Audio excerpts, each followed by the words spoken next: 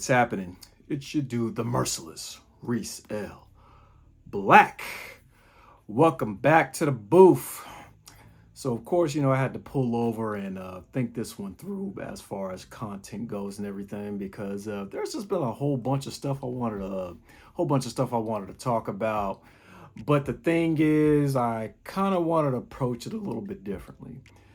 And there were some things that stood out that I wanted to mention on that has already been passed, but I was like, no, I need something a little bit more in my lane.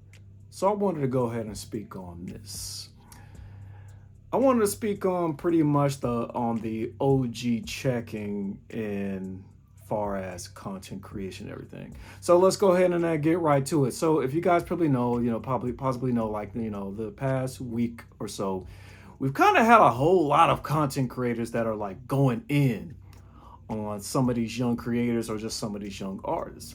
So as you guys know, a while ago we had, rapper Kia go in on Sexy Red, pretty much calling her Bunny. And then, of course, we had Joe Budden and Drake. And now the thing is, even though Joe Budden is a little bit older than Drake, because Drake he getting up there. He almost he getting close to 40 and everything. But still, it was like a little riff, especially because Joe Budden was very critical of Drake's most recent album, right?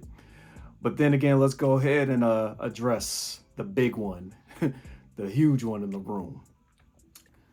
DJ Akademiks and Glorilla. And the thing is this. Just to preface it, a lot of you guys pretty much, if you guys don't follow, hip hop and everything, Glorilla was pretty much feeling a certain type of way about Kai Cenat's criticism to her Cha Cha Cha song and everything, because I heard it too. And I'm the Uchi Wally generation, and I guess they mixed it with drill, and I wasn't feeling that either. I'm like, okay, this is where we are. Okay, cool. But apparently, when Kai Cenat was not feeling that track, he just said it wasn't it. That was his opinion, and that was that. Then apparently she blocked him after that. And then when DJ Akademiks got wind of it, I guess Glorilla decided she wanted to go ahead and drop Ak's name. And then so Ak decided to go ahead and nuke that ass. And it was bad. All types of hoes, all types of bitches, all types of ugly and yada yada, because she was going in on him, he was going in on her. It was kind of embarrassing as far as I'm concerned. Now, this is the thing here. There's been a lot of L's that have been taking place over here in the, when it comes to like this online stuff and everything. But what I wanted to touch on, should OGs continue getting involved when it comes to these little beefs and scuffles?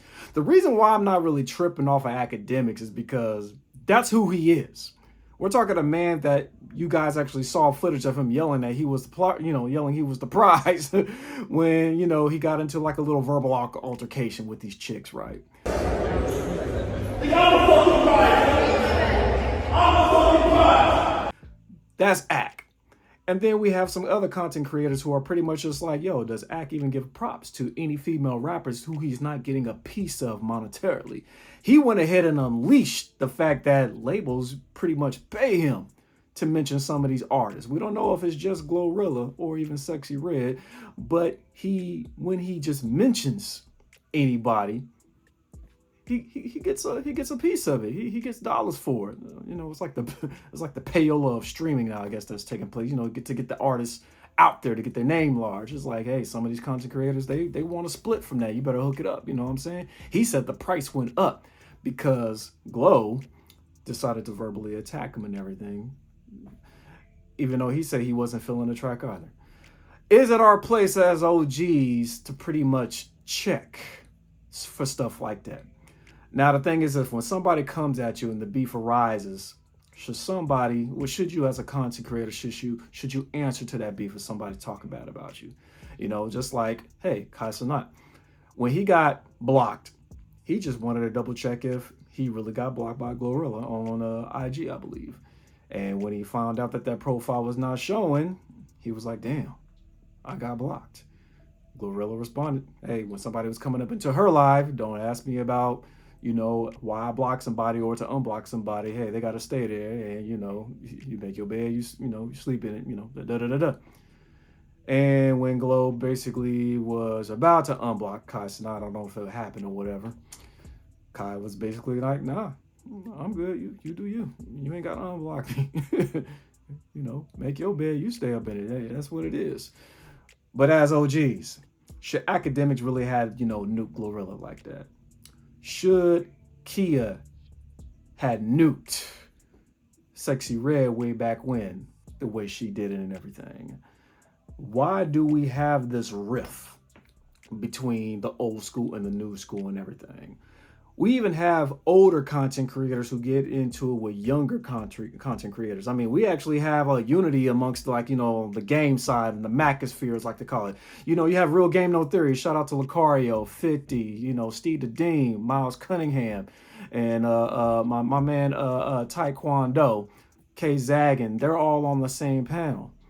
But maybe what a few of you guys don't know was that the young one is Taekwondo.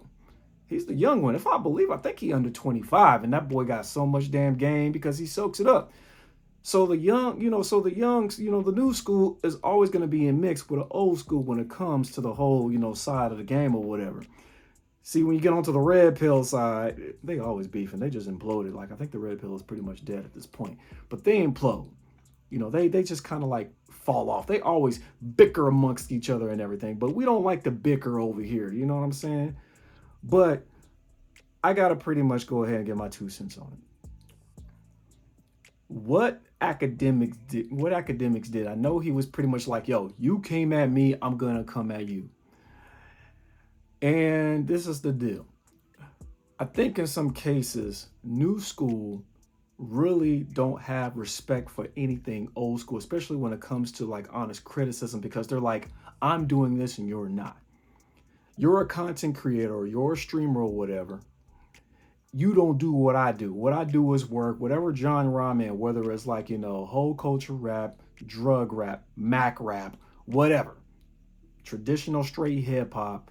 You can't talk about me because you don't do this. You spit the news. You spit the gossip.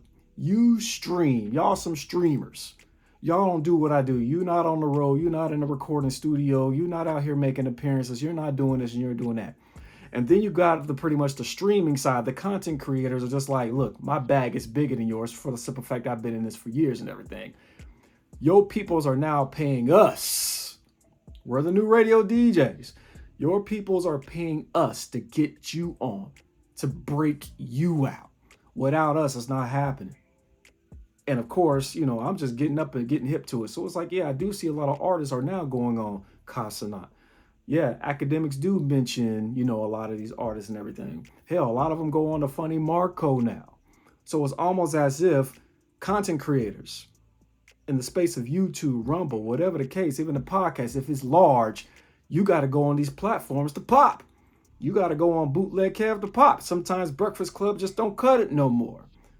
So it's almost as if, I guess we could say, is it fortunate that, yeah, platforms like No Jumper, platforms like Akademiks, platforms like Bootleg Kev, Funny Marco, Kai Cenat, do they really, really, really hold in the palm of their hands the careers of these new artists, right? So what do? So now the artists are just like, no, I'm not kissing anybody's ass. I never had to, when labels are basically like, oh, yes, you are.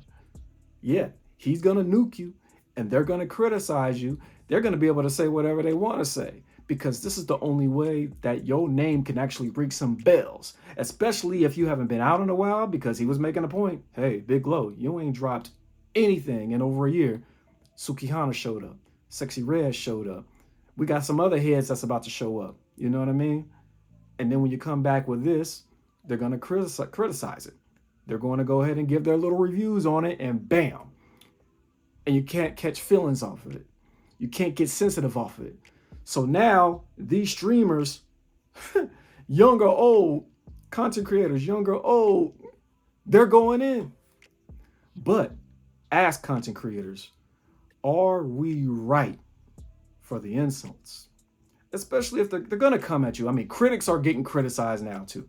You know what I'm saying? Like the critic, the platforms, the content creators who do all these reviews and everything, they're catching smoke now. So it's almost like they're in the same boat as well as these artists now. But when is too much too much? Everybody's trying to be like the Wendy Williams now, see, because way back when nobody was really hurling insults at one another, right? So why now? Y'all let me know what y'all think. Are OGs, should they even like speak on the new school, or should we just pretty much stay on our own lane? But you know what? Hip hop news is hip hop news, and I guess there's just no age limit and shouldn't matter. It's just a matter of when you get in this game, get ready to have thick skin, because everything's going to be coming at you. Even if you're a content creator, you got to have thick skin. Smoke, anybody could get in this space.